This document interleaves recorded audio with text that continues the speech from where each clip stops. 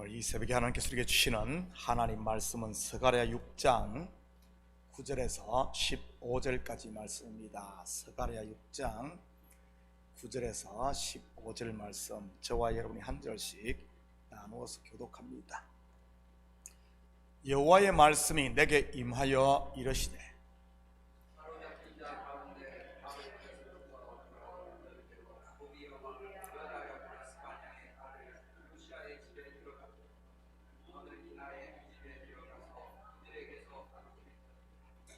은과 금을 받아 면류관을 만들어 여호사닥의 아들 대제사장 여호수아의 머리에 씌우고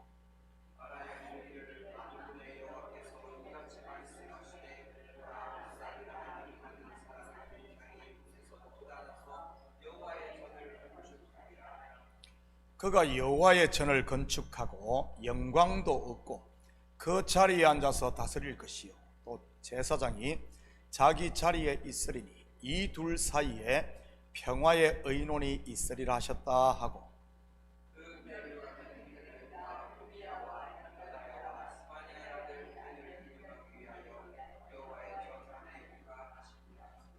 함께 읽겠습니다.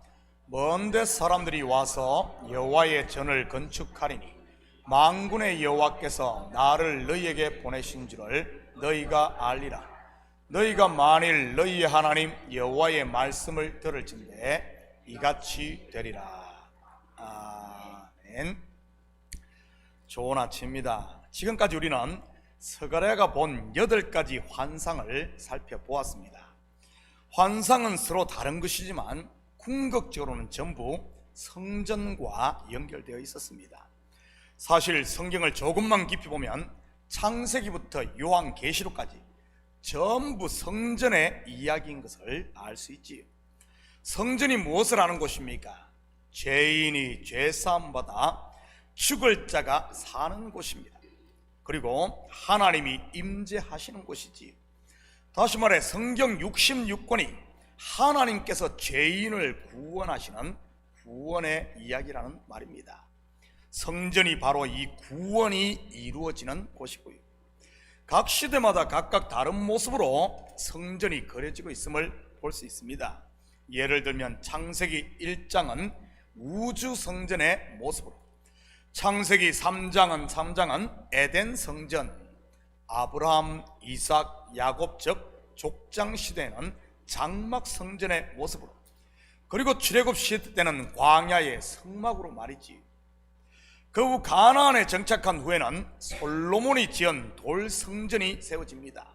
그런데 이 돌 성전은 바벨론에 의해 무너진 후 스룹바벨이 지은 스룹바벨 성전, 그 후에 헤롯 성전으로 재건됩니다. 그러다가 성전의 실체이신 예수님께서 이 땅에 몸 성전으로 오시고요. 그런데 그것으로 끝일까요? 아닙니다. 예수님께서 죽으시고 부활 승천한 후에는 성령이 강림하게 됩니다.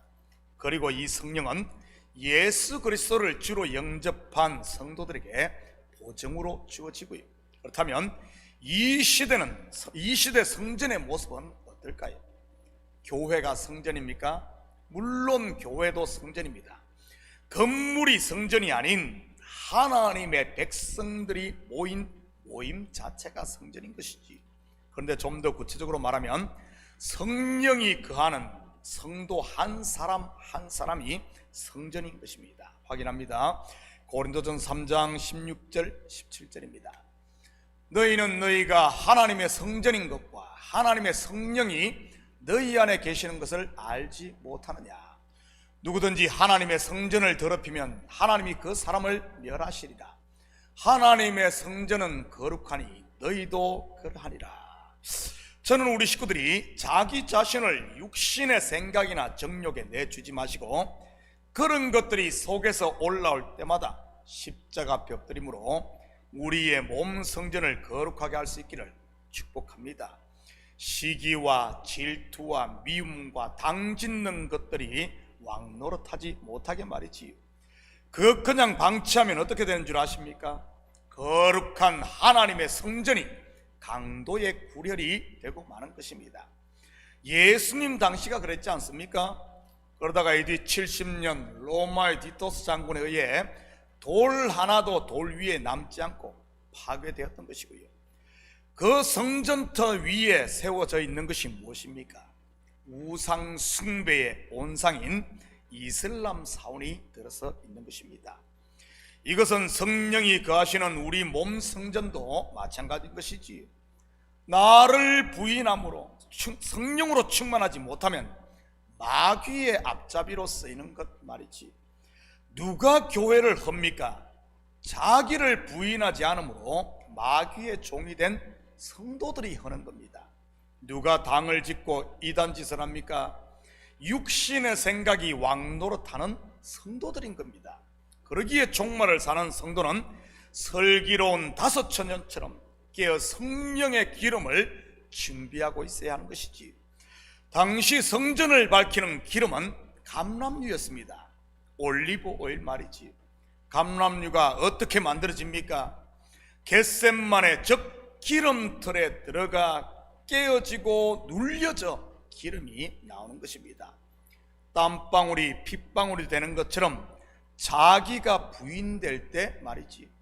그럴 때 순수한 감람유가 되어 성전도 밝히고 성령의 능력도 나타나고 성령의 9가지 열매도 맺히는 것이지. 그러기에 성도의 진정한 싸움은 사람들이 모이는 광장이나 사거리가 아니라 기도의 골방이 되어야 하는 것입니다.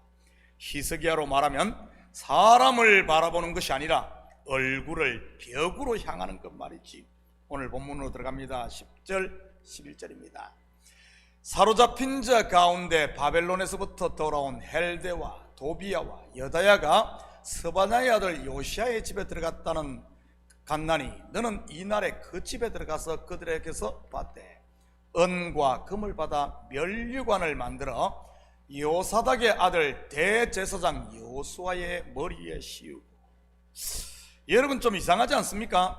일반적으로 은과 금으로 만든 면류관은 누가 씁니까? 왕 아닙니까? 대제사장은요, 대제사장의 의복이 따로 있습니다. 물론 머리에는 면류관이 아니라 세마포 두건 곧 관을 쓰고요.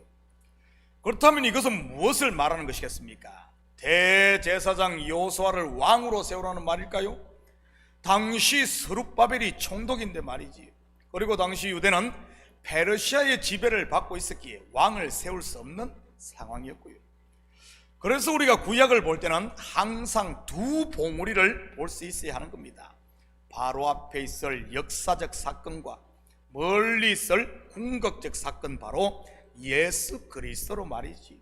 그렇다면 대제사장의 머리에 면류관을 씌운다는 이 의미가 무엇인지 보도록 하겠습니다. 12절입니다 말하여 이르기를 만군의 여호와께서 이같이 말씀하시되 보라, 싹이라 이름하는 사람이 자기 곳에서 돋아나서 여호와의 전을 건축하리라. 여기에 보면 아주 독특한 단어 하나가 등장을 합니다. 싹이라 이름하는 사람, 누구일 것 같습니까? 이사야 11장 1절입니다 이새의 줄기에서 한 싹이 나며 그 뿌리에서 한 가지가 나서 결실할 것이요. 여기에도 싹이 나오네요. 싹의 실체가 누구죠? 바로 예수 그리스도인 것입니다. 지금 하나님께서는 스가랴 선지자와 학개 선지자를 통해 성전 재건을 독려하면서 그 성전이 단순히 스룹바벨이 짓는 성전으로 끝나는 것이 아닌 참 성전이 되시는 예수 그리스도로 연결하고 있는 것입니다. 물론 여기서 싹은 1차적으로는 성전을 재건한 스룹바벨을 말하고 있는 것이고요. 13절입니다 그가 여호와의 전을 건축하고 영광도 없고 그 자리에 앉아 다스릴 것이요 또 제사장이 자기 자리에 있으리니 이 둘 사이에 평화의 의논이 있으리라 하셨다 하고. 그렇다면 어떻게 예수님께서 여호와의 전을 건축합니까? 열심히 선행을 하고 병자를 고치고 죽은 자를 살리며 기적을 행해 건축합니까? 어떻게 건축하죠? 요한복음 14장 1절에서 4절입니다 너희는 마음에 근심하지 말라. 하나님을 믿으니 또 나를 믿어라. 내 아버지 집에 거할 곳이 많도다. 그렇지 않으면 너희에게 일렀으리라. 내가 너희를 위하여 거처를 예비하러 가노니, 가서 너희를 위하여 거처를 예비하면 내가 다시 와서 너희를 내게로 영접하여 나 있는 곳에 너희도 있게 하리라. 내가 어디로 가는지 그 길을 너희가 아느니라. 여기서 말하는 거처가 바로 오늘 본문으로 말하면 여호와의 전인 것입니다. 그렇다면 예수님께서 거처를 예배하러 간다는 의미가 무엇이겠습니까? 집 지으러 간다는 말일까요? 아니면 집 살 돈을 벌러 간다는 말일까요? 뭐죠? 바로 십자가에 달려 죽으신다는 말입니다. 여호와의 전, 곧 그가 우리와 함께 가실 처소는 예수 그리스도의 십자가 죽음을 통해 완성된다는 말입니다. 하나님과 우리 사이에 막힌 죄의 담을 허물어 버림으로 말이지.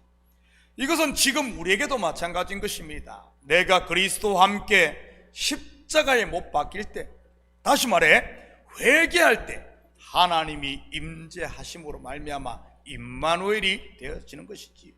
그 상태를 성령 충만이라고 하는 것이고요. 영광도 얻고, 예수님께서 얻은 영광을 볼까요? 빌립보서 2장 7절에서 11절입니다. 오히려 자기를 비워 종의 형체를 가지사 사람들과 같이 되셨고 사람의 모양으로 나타나사 자기를 낮추시고 죽기까지 복종하셨으니 곧 십자가에 죽으심이라. 이름으로 하나님이 그를 지극히 높여 모든 이름 위에 뛰어난 이름을 주사 하늘에 있는 자들과 땅에 있는 자들과 땅 아래에 있는 자들로 모든 무릎을 예수의 이름에 꿇게 하시고 모든 입으로 예수 그리스도를 주라 시인하여 하나님 아버지께 영광을 돌리게 하셨느니라. 이것보다 더 큰 영광이 어디 있겠습니까? 뿐만 아니라 하나님 우편에 앉아 세세토록 왕노릇하며 다스리는 것이지. 이 둘 사이에 평화의 의논이 있으리라. 무슨 말입니까? 끝으로만 보면 성전을 건축한 스룹바벨과 대제사장 여호수아가 평화의 의논이 있다는 말인데 말이지. 그렇다면 언제 둘이 싸웠습니까? 무슨 의미일까요? 제사장과 평화의 의논이 있다는 것이 말이지. 여러분, 제사장은 무엇을 상징합니까? 바로 구약 곧 율법입니다. 그렇다면 여호와의 전을 건축한 싹은요, 예수 그리스도 곧 진리요 은혜인 것입니다. 둘 사이에 평화의 의논이 있다는 말은 결국 예수 그리스도께서 십자가에 죽으심으로 율법을 완성하신다는 그런 말입니다. 하나님의 공의가 세워진다는 말이지. 지금 그 평화 조약이 이루어졌기에 더 이상 율법의 저주나 심판이 저와 여러분에게 임하지 못하는 것임을 믿으시기 바랍니다. 내가 잘나서 그런 게 아니고요. 로마서 8장 1절 2절입니다. 그러므로 이제 그리스도 예수 안에 있는 자에게는 결코 정죄함이 없나니 이는 그리스도 예수 안에 있는 생명의 성령의 법이 죄와 사망의 법에서 너를 해방하였습니다. 이러한 비밀을 깨달은 바울은 신약 성경 13권을 쓰고 3차에 걸쳐 소아시아와 유럽까지 널리 복음을 전하는 엄청난 일을 감당했음에도 어떻게 고백합니까? 나의 나된 것은 오직 하나님의 은혜라고 고백을 합니다. 이 큰 일을 내가 젊음을 바치고 목숨을 바쳐 했지 이렇게 말하지 않고요. 누가 이런 소리를 하던가요? 바벨론의 왕 느부갓네살인 것입니다.